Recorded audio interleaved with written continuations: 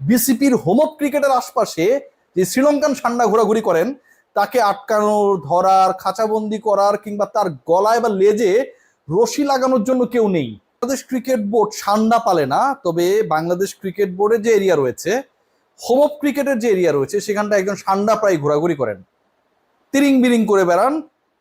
Arabian মরুভূমিতে এই সান্ডাদেরকে ধরার জন্য, কফিলের ছেলেদের খাওয়ানোর জন্য অনেকেই অনেক বেশি অ্যাক্টিভ থাকলেও বিসিপির হোমওয়ার্ক ক্রিকেটের আশপাশে যে শ্রীলঙ্কান সান্ডা ঘোরাঘুরি করেন তাকে আটকানোর, ধরার, খাঁচাবন্দি করার কিংবা তার গলায় বা লেজে রশি লাগানোর জন্য কেউ নেই।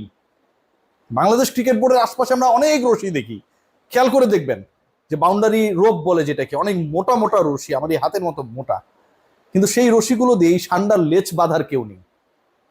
Gamini D Silva Bangladesh cricket বোর্ডে হোমওয়ার্ক ক্রিকেটে এমন এক সান্ডা যার কারণে ওখানে আশপাশে অন্য কোনো সান্ডা আন্ডা দিতে পারে না, বংশবৃদ্ধি ঘটে না। তিনি আছেন, তিনিই থাকবেন, তিনি ফরএভার। এই পৃথিবী যতকাল থাকবে, এই সূর্য যতকাল কিরণ দিবে, এই চাঁদ যতবার অমাবস্যা আর পূর্ণিমার এক্সপিরিয়েন্স আমাদেরকে দেবে, গামিনী ডি সিলভা ততদিন থাকবেন। মিরপুরের হোমওয়ার্ক ক্রিকেট লাগোয়া তার যে একটা নিজস্ব 5 স্টার রুম রয়েছে, সেখানকার জানালা খুলে সূর্য দেখবেন, চাঁদ দেখবেন এবং জাতীয় দলের ক্রিকেটারদেরকে শাসাবেন, সান্ডাগিরি করবেন। এবাদত হোসেনকে দেখে নেওয়ার হুমকি দিয়েছেন একজন কিউরেটর। সোজা বাংলায় বললে বাংলাদেশ ক্রিকেট বোর্ডের একজন চাকর আমার দেশের একজন ন্যাশনাল হিরোকে দেখে নেওয়ার হুমকি দিয়েছেন। বেশি বাড়াবাড়ি করলে তিনি একজন পার্টিকুলার বোর্ড ডিরেক্টরকে বলে এবাদতকে জাতীয় দলের বাইরে কিক আউট করবেন, সেই হুমকি দিয়েছেন একজন চাকর। বাংলাদেশ ক্রিকেট বোর্ডের বেতনে যার সংসার চলে, সেই সান্ডা গামিনী আমার দেশের ন্যাশনাল হিরোকে বাংলাদেশের সবচেয়ে জনপ্রিয় আলোচিত মাঠে সবুজ গালিচার সামনে দাঁড়িয়ে, 22 গজের সামনে দাঁড়িয়ে এই হুমকি দেন। এবাদত শুধু এ ব্যাপারে কোনো কিছু বলেন না, কিন্তু তার পাশে বোলিং কোচ নাজমুল সাহেব তিনি কিন্তু সেটা স্বীকার করেছেন। এ নিয়ে গামিনীকে ডাকা হয়েছে, পরবর্তীতে ভুল স্বীকার করেছেন, কিন্তু তার এই সান্ডাগিরি থামেনি। তাতে একজন কিউরেটর একজন ন্যাশনাল ক্রিকেটারকে বাদ দেওয়ার ক্ষমতা রাখার দাবিদার হন কি করে? একজন শ্রীলঙ্কান কিউরেটর যার চাকরি নিয়ে টানাটানি, যিনি এফ গ্রেডের উইকেট তৈরি করেন, সেই পার্টিকুলার কিউরেটর বাংলাদেশকে মাউন্ট মঙ্গানুই টেস্ট জেতাতে যেই ক্রিকেটার অবিস্মরণীয় ভূমিকা রেখেছিল, বাংলাদেশের এভার বেস্ট টেস্ট হিস্ট্রি যদি আপনি একটা শর্ট লিস্ট করেন সেটা একটা হবে, সেই এবাদত হোসেনকে তিনি দেখে নেবার হুমকি দিলেন। তিনি দেখে নেবেন তিনি কে, যিনি বাংলাদেশি ন্যাশনালিটি না, ক্রিকেট বোর্ডের কোনো অবৈতনিক পরিচালকের পদে তিনি নেই, তিনি এই সান্ডাগিরি করেন এখানটায়।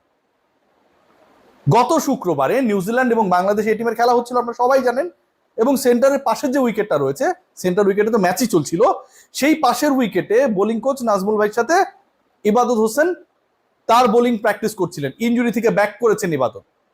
ইনজুরি থেকে একজন ক্রিকেটার ব্যাক করা, জাস্ট আমি একটু এক্সাম্পল দিলে আপনারা আরো ভালো বুঝতে পারবেন।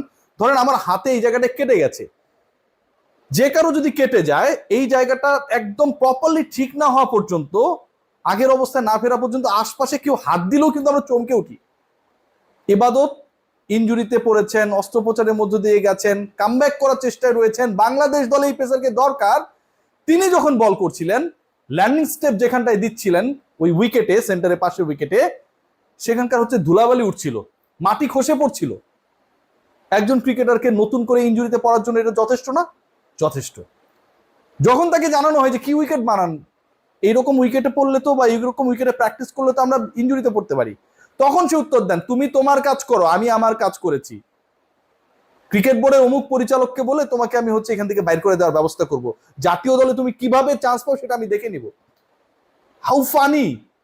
একজন চাকর মনিপকেই হুমকি দেয়। মনিপ তো বাংলাদেশ ক্রিকেট বোর্ডে এত টাকা কেন, এত অর্থবিত্ত কেন ক্রিকেটারদের পারফরমেন্সের জন্য? ক্রিকেটাররা পরিশ্রম করেন, ঘামেন, তারা তাদের অধ্যবসায়ের মাধ্যমে সাকসেসফুল হন দেখে ব্র্যান্ড আসে, ব্রডকাস্ট রাইট কেউ না কেউ পায়, গ্রাউন্ডস রাইট কেউ না কেউ পায়, আইসিসিতে আমাদের একটা র্যাঙ্কিং থাকে, সেটার জন্য আইসিসির যে লভ্যাংশ সেটার ভাগ আমরা পাই, হিসাব বরাবর। এবাদতরা আমাদের হিরো, আমাদের মনিপ, আমাদের ক্রিকেটের মনিপ, এই মনিপদেরকে চাকর হুমকি দেন, বাসের থেকে কঞ্চি বড় হয়ে যায়। বাংলাদেশ ক্রিকেট বোর্ড কোন একজন ক্রিকেটার যদি কোনো একটা অকারেন্স করতো, ধরেন আরেকজনের দিকে তেড়ে গেছে অথবা গামিনীকে কেউ উল্টা গালি দিয়েছে, আমরা আমাদের মিডিয়া গ্রুপে বিসিবি একটা দারুণ ইংলিশে, বাংলায় লিখবে না, ইংলিশে সুন্দর করে লিখতো যে অমুক অমুক ধারা অমুক অমুক বিষয়ে তারা হচ্ছে অবগত না, এই জিনিসগুলোকে ব্রিচ করেছে এবং এটার কারণে অমুক ক্রিকেটারকে আমরা শাস্তির আওতায় নিয়ে আসলাম। কর্মকর্তাদের ক্ষেত্রেও, ক্লাবের যারা কর্মকর্তা তাদের ক্ষেত্রেও একই জিনিস ইংলিশে সুন্দর করে লিখে দেয়। ইংলিশে যেহেতু বিসিবি লেখে, ওটা তো ভুলার সুযোগ নেই, ইংলিশে লিখলে সবাই বলে যে এটা ঠিকই আছে। ক্রিকেট বোর্ড কিন্তু খুব দ্রুত ওই প্রেস রিলিজটা দিয়ে দেয়। কিন্তু আমার সান্ডাগামিনী, ওই যে বললাম যে কাউকে আন্ডা পাততে দেয় না, এই কারণে অন্য কোনো কিউরেটর তৈরি হয় না। কোনো বাংলাদেশের লোকাল কিউরেটর এত মাঠ পরিচর্যা করতে পারে, হোম ক্রিকেটে ঢুকতে পারে না। ওখানটা যে জাদুটোনা করে রেখেছে, তিনি চলে গেলে কি হবে, তার বিরুদ্ধে তো কোনো কিছু করা যাবে না। গ্রাউন্ডস কমিটি করেনি, অপারেশনস করেনি, এবং ক্রিকেট বোর্ডের বিতর্কিত প্রেসিডেন্ট ফারুক আহমেদ পর্যন্ত এই ব্যাপারে কোনো ধরনের ওপেন অ্যাকশন দেননি। খেয়াল করে দেখুন, মানা যায় ভাই, মানা যায়। বাংলাদেশ ক্রিকেট বোর্ডের ক্রিকেট এবং ক্রিকেটারের বাইরে অন্য যত কিছু আছে দুনিয়ার, সবকিছু নিয়ে টেনশন রয়েছে, চিন্তা রয়েছে, ভালোবাসা রয়েছে, আবেগ রয়েছে। ক্রিকেটারদের নিয়ে এবং ক্রিকেটকে নিয়ে কোনো চিন্তা নেই। র্যাঙ্কিং এ আমরা 10 নম্বরে। আমরা টি-20 হারি আরব আমিরাতের সাথে, আমরা টেস্টে হারি জিম্বাবুয়ের সাথে, এবং আরেকজন এসে, যেহেতু আমরা ফরেনারদের সাথে হারছি, তিনিও ফরেনার, শ্রীলঙ্কার ন্যাশনালিটি, দেখে নেয়ার হুমকি দেয়। গামিনী ডি সিলভার এই পাওয়ার, এই বিশাল ক্ষমতার উচ্চটা কি? চান্ডিকা হাথুরুসিংহে বাংলাদেশে ছিলেন, ফারুক আহমেদ তিনি আসার পর তার যে অপকর্ম সেটার একটা বিচার হয়েছে, ফারুক আহমেদের ভালো কাজগুলোর একটা, তাকে বিদায় করতে পেরেছিলেন।